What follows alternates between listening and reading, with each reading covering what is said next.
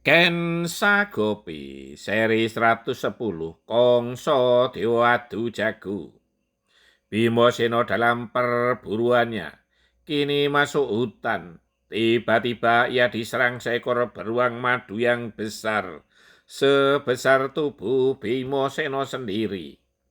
Bimoseno yang terkejut sempat tercakar oleh tajamnya kuku beruang. Darah pun mengalir dari lengannya. Pertarungan antara Bimo dan beruang madu tak terhindarkan. Bimo tak ingin menjadi korban cakaran beruang lagi. Kini dialah yang mendahului menyerang. Sebuah pukulan dengan kekuatan penuh ia layangkan. Jika pukulan itu menghantam dadanya, pasti beruang itu akan terkapar dengan tulang iga akan patah. Tetapi yang terjadi, beruang itu justru menghindar layaknya seorang manusia dengan nalarnya. Dengan sedikit memiringkan tubuhnya, pukulan Bimoseno hanya menerpa angin, sejengkal melayang di depan dada beruang itu. Kaki Bimolah yang kemudian mengarah ke lambung beruang itu. Namun lagi-lagi beruang itu mampu berkelit. Bimoseno yang terbawa oleh kekuatannya sendiri itu berputar hampir terjatuh. Namun kembali ia tegak berdiri. Beruang madu itu yang kemudian menyerang Bimoseno. Bimoseno mampu menghindar. Kemudian kakinya ia layangkan dengan kekuatan penuh. Beruang tak mampu menghindar. Hantaman kaki Bimo tepat mengenai bokong beruang itu. Yang terjadi sungguh mencengangkan.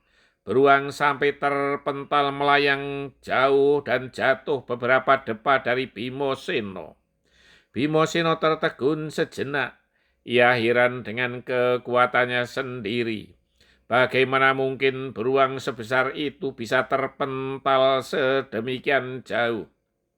Bimo terkejut ketika beruang itu kemudian bangkit dan berlari masuk hutan. Bimo yang penasaran kemudian mengejar beruang itu. Sampai beberapa saat Bimo mengejar beruang itu, namun karena hutan adalah habitat beruang itu, sehingga Bimo kehilangan jejak, terlebih hari sudah mulai gelap. Di Widoro Kandang, Ken Sagopi begitu bahagia atas kelahiran anaknya yang ketiga. Terlebih Raden Ugrasena menungguinya. Tangisan bayi lelaki yang kuat itu menandakan bayinya juga sehat dan kuat. Larasati dan Roro Ireng juga sangat senang atas kelahiran adik mereka.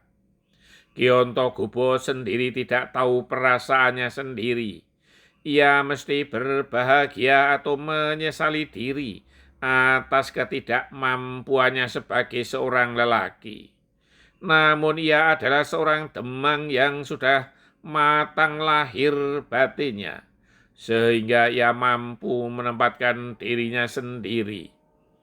Anak itu oleh Raden Ugrasena kemudian diberi nama Adi Manggolo.